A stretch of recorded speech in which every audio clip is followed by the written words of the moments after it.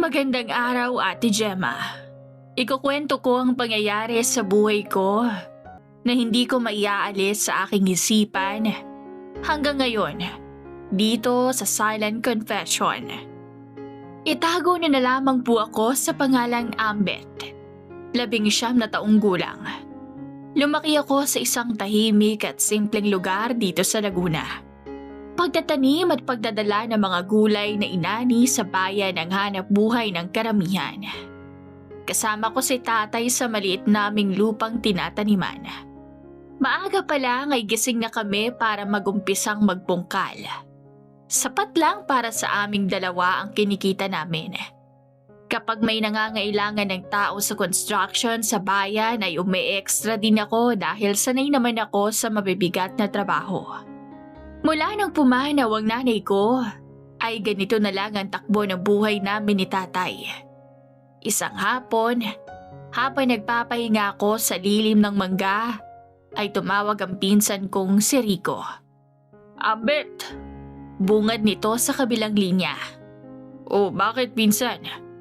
Tanong ko. Uuwi na kasi ako sa amin. May sakit si itay. Natahimik ako sandali. Naalala ko si Tio Mando. Mabait yun sa amin noon pa man. Kamusta ang kalagayan niya? Tanong ko.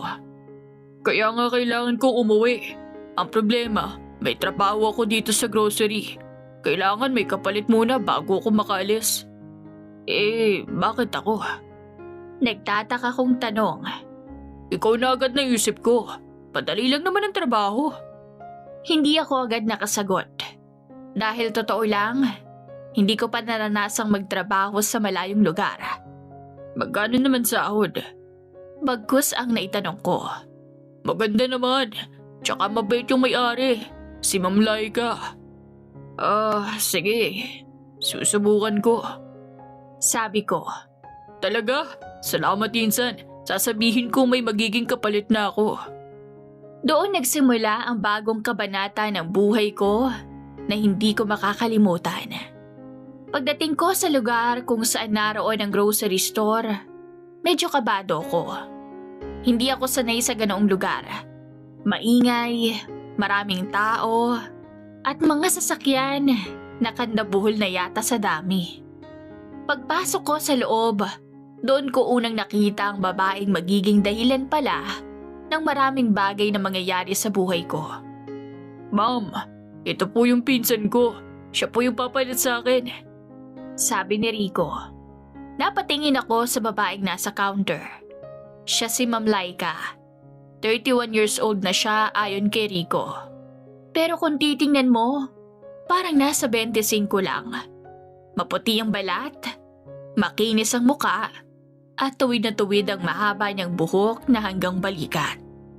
Simple ang pananamit niya. Naka-blouse at maong lang pero mapapalingon ka sa kanya. Gumiti siya ng bahagya. Ikaw si Ambet? Tanong niya. Opo, ma'am. Sagot kong medyo naiilang. Pinsan mo nga talaga si Rico. Magkamukha kayo. Napakamot na lang ako sa ulo. Ipinaliwanag niya sa akin ang trabaho. Simple lang naman. Ikaw magbubukas ng store sa umaga. Mag-aayos ng paninda minsan at magbubuhat ng stocks kapag may delivery. Opo, ma'am. Kaya ko naman po yun. Sagot ko. Tumango siya. May matutuluyan ka ba dito? Napakamot ulit ako sa ulo. Sa totoo lang, ma'am. Yun po pinoproblema ko. Nagkatinginan sila ni Rico.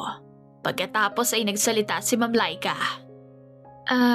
Kung gusto mo, pwede ka mag-stay in sa bahay. May bakanting kwarto naman. Naging maayos ang takbo ng araw ko doon kalaunan. Hindi masyadong pagod gaya ng sa pagtatanim. Ang hindi ko lang mabago ay ang pagising ko ng maaga. Tulad ng nakagawian ko madilim-dilim pa'y bumabangon na ako upang magwalis sa bakuran at magdilig ng mga alaman sa hardin ng bahay nila. Isang umaga, lumabas si Ma'am habang nagdidilig ako. Ambet, ang aga mo naman gumising. Sabi niya. Nakasanayan na po. Sa probinsya kasi, Hindi pwedeng tanghali ng gising. Ngumiti siya ng matamis. Kaya pala maayos ang garden namin ngayon. Pagkatapos noon, nagtungo ako ng grocery para magbukas. Inaayos ko mga display na paninda, katulong ang isang katrabaho. Si Ma'am naman ang tatao sa counter bilang kahera. Ganito ang routine namin araw-araw sa tindahan. Hanggang isang gabi ang dumating. Nasa sala ako ng bahay nila Ma'am habang naghahapunan sila sa dining area kasama ang anak nitong si Kyle. Tahimik lang akong nakaupo habang nanonood ng TV. Nang marinig kong tumunog ang cellphone ni Ma'am. Hello? Narinig kong sagot niya. Ilang segundo lang ay nagbago ang tono ng boses niya. Ano? Sabi niya, napalingon ako ng bahagya. Hindi ko man gustong makinig, pero rinig ko kasi ang mga sinasabi niya. Bakit hindi mo pinalam sa akin na magre-renew ka agad ng kontrata dyan? Natahimik ang buong bahay. Mukhang ang kausap niya, ang asawa niya. Oo nga, pero sana umuwi ka muna. Sabi ni Ma'am na medyo humina na ang boses. Hindi mo ba kami gustong makasama ng anak mo kahit sandali? Napatingin ako sa TV pero hindi ko na naiintindihan ang palabas. Ramdam kong lungkot sa boses niya. Ma, sino yan? Tanong ng anak niya. Daddy mo. Sagot niya. Sandaling katahimikan ulit ang nagdaan. Okay, kung yan ang gusto mo. Sabi ni Ma'am, pagkatapos ay pinatay niya ang tawag. Paglabas niya sa kusina, napansin niya akong nakaupo. Saglit kaming nagkatitigan. Ambet, kumain ka na ba? Tanong niya. Hindi pa po, Ma'am. Sige, kumuha ka na ng pagkain sa kusina. Opo. Mula ng gabing yon, unti-unti kong nakita ang lungkot niya. Masyado itong naging tahimik. Ate Gemma, hindi ko inaasahan na darating ang araw na mangangailangan ako ng malaking halaga. Isang umaga iyon, habang nag-aayos ako ng mga paninda sa grocery. Tumawag ang kapitbahay namin sa probinsya, si Aling Cora. Ambet, ikaw ba to? Sabi niya sa kabilang linya. Opo, bakit po? Sagot ko. May ilang segundong katahimikan bago siya nagsalita ulit. Anak, inatake ang tatay mo kanina. Dinala namin sa ospital sa bayan. Parang may bumagsak sa dibdib ko. Ano po? Kumusta na po siya? Hindi pa namin alam. Kinailangan siyang i-confine. Kailangan ng pera para sa gamot at gagawing laboratory. Hindi ko na maalala kung paano natapos ang usapan namin. Basta ang alam ko lang, nanginginig ang kamay ko habang hawak ang cellphone. Hindi pa ganoon kalaki ang naiipon ko. Kahit pagsamahin pa ang sahod ko sa grocery, kulang pa rin iyon para sa gastusin sa ospital. Buong araw akong tilala habang nagtatrabaho. Ambet, okay ka lang ba? Tanong ni Liza nang mapansin niyang paulit-ulit kong inaayos ang parehong shelf. Okay lang. Sagot ko kahit hindi. Sa isip ko, iisa lang ang umiikot na tanong. Kanino ako hihingi ng tulong? Sa bandang huli, iisa lang ang naisip kong taong pwedeng lapitan. Walang iba, kundi kay Ma'am Laika. Gabi na nang makauwi kami sa bahay nila. Tahimik na ang paligid. Nasa maliit na kwarto ako na ibinigay sa akin ni Ma'am para tulugan. Nakaupo ako sa gilid ng kama habang nakatitig sa sahig. Paulit-ulit kong iniisip kung paano ako magsasabi kay Ma'am. Napabuntong hininga ako ng malalim. Ilang sandali pa'y tumayo ako at lumabas ng kwarto para magtungo sa loob ng bahay. Doon natagpuan ko siya sa kusina. Nakaupo at kaharap ang bote ng alak sa mesa. Hawak niya ang isang baso habang nakatingin sa kawalan. Parang malalim ang iniisip nito. Nag-alinlangan ako sandali bago nagsalita. Ma'am. Mahinang tawag ko na naging dahilan ng bigla niyang pagkagulat. Oh, Ambet, andyan ka pala. Sabi niya habang napapakurap. Napansin kong medyo namumungay na ang mata niya. May kailangan ka? Tanong niya. Napalunok ako dahil tila biglang uminit ang paligid. Opo sana. Kakapalan ko na po mukha ko, ma'am. Napatingin siya sa akin. Kailangan ko po kasi ng malaking halaga para sa tatay ko sa probinsya. Nasa ospital po siya. Mahaba ang paliwanag ko na halos nauutal pa. Ihiram po sana ako sa inyo. Ibabayad ko na lang po ang sweldo ko kada buwan. Pagkatapos kong magsalita, parang biglang bumigat ang hangin sa kusina. Tahimik lang si Mama. Nakatingin siya sa baso na hawak niya. Lumipas ang ilang segundo na parang kay tagal. Akala ko nga hindi na siya sasagot. Hanggang sa banggitin niya ang pangalan ko. Ambet, mahina ang boses niya. Alam mo bang, malungkot ako? Sambit niya, sabay tingin sa akin. Hindi ko maipaliwanag ang klase ng tingin niyang iyon. Dahil yung asawa kong magaling, hindi uuwi ngayong taon. Sabi niya habang napangiti ng mapait. Nag-renew ba naman ang kontrata nang hindi man lang nagpapaalam sa akin? Napakagat siya sa labi, kaya napasunod ang tingin ko sa ginawi niyang iyon. Hindi ba niya alam na tao din ako? Dagdag pa niya. Babae na may pangangailangan. Ate Gemma, hindi ko alam kung anong isasagot ko. Hindi ako sanay sa ganitong klase ng usapan. Siguro po, ma'am. Nag-aalangan kong sagot. Gusto niya lang po siguro kayong mabigyan ng magandang buhay. Iyon lang ang nasa isip kong sabihin. Pero hindi siya ngumiti. Sa halip, nahandahan siyang tumayo mula sa kinauupuan. Napansin kong medyo mabuway ang galaw niya. Unti-unti siyang lumapit sa akin na siyang nagpakabog ng dibdib ko. Ibinaba niya ang baso sa mesa, pagkatapos ay hinawakan niya ang braso ko. Ambet, mahina niyang sabi. Napatingin ako sa kamay niyang nakahawak sa akin. Kung tulungan kita. Huminto siya sandali. Tapos, tulungan mo rin ako. Napakunot ang noo ko, pero hindi ako sumagot. Hindi ba mas maganda? Dagdag pa niya na lalong nagpagulo sa isip ko. Paano ko po kayo matutulungan, ma'am? Naguguluhan kong tanong. Saglit siyang humiti. Huwag mo na akong tawaging ma'am. Sabi niya. Lay ka na lang. Habang sinasabi niya iyon, napansin ko ang kamay niyang nakahawak ay dahan-dahan nang humahaplos. Parang biglang uminit ang pakiramdam ko. Alam mo bang 3 taon na mula nung umalis siya? Sabi niya. 3 taon, Ambet. Napatingin siya sa akin ng diretsyo. Tapos, hindi siya uuwi ngayon. Sabi pa nito.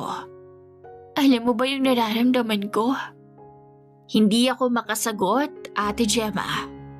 Pero parang alam ko na ang ibig niyang sabihin. Pakiramdam ko, nanuyo ang lalamunan ko. Sa buong buhay ko, hindi pa ako napunta sa ganitong sitwasyon. Unti-unting lumapit ang mukha niya sa akin at ang mainit niyang hininga ay tumatama na sa aking mukha. At sa unang pagkakataon sa buong buhay ko, may ibang labi ang tumampi sa akin. At ang mas nakakagulat, sa mas matanda sa akin ko pa iyon unang naranasan. Hindi ko alam kung tama ba ang ginagawa ko dahil unti-unti akong tumugon at sumabay sa galaw na gusto niya. Sa mga sandaling iyon, pareho kaming may hinahanap na sagot. Sagot sa lungkot na parehas naming nararamdaman. Hindi ko rin alam na ang gabing iyon ang magiging simula ng pangyayaring hindi ko na kayang kontrolin. Nagising akong magkatabi kami ni Laika ng umagang iyon. Sandali akong natulala habang nakatingin sa kisame. Hindi ko agad napagtanto kung nasaan ako. Hanggang sa maalala ko ang lahat ng naganap noong nakaraang gabi. Tahimik ang kwarto at mahimbing pa ang tulog ni Laika. Dahan-dahan akong bumangon para hindi siya magasing. Kinuha ko mga damit ko sa sahig at mabilis na nagbihis. Habang bumababa ako ng hagdan, parang mabigat ang pakiramdam ko. Hindi ko maipaliwanag kung kababa iyon o hiya. Pagdating ko sa labas, ginawa ko ang mga nakasanayan ko na tuwing umaga. Nagwalis ako ng bakuran at nagdilig ng mga halaman sa garden. Para bang gusto kong maging normal ulit ang lahat kahit alam kong hindi na. Pagdating sa grocery, mas maaga akong pumasok kesa dati. Marami akong inayos na paninda kahit wala pa namang gaanong bumibili. Ilang sandali pa ay dumating na si Laika. Napansin ko agad ang presensya niya. Pero hindi ko magawang salubungin ang tingin niya. Nagkunwari akong abala sa pag-aayos ng mga delata. Pero pakiramdam ko, nanginginig ang kamay ko. Pero tila sinadya yata ng pagkakataon para hindi kami makaiwas sa isa't isa. Dumating ang delivery ng mga bagong stocks. Ambet! Tawag niya mula sa counter. Ma'am! Sagot ko habang lumalapit. Kailangan kita dito. I-check natin yung orders. Tumabi ako sa kanya habang hawak niya ang delivery receipt. Maaga kang pumasok? Tanong niya pero nakatingin sa papel. Oo. Sagot ko. Marami kasing dapat ayusin na paninda. Ngumiti siya ng bahagya. Salamat at nandyan ka. Saglit siyang tumingin sa akin. Usap tayo mamaya para sa kailangan mo. Tugtong nito. Hindi ko alam kung bakit. Pero parang gumaan ang dibdib ko nang marinig iyon.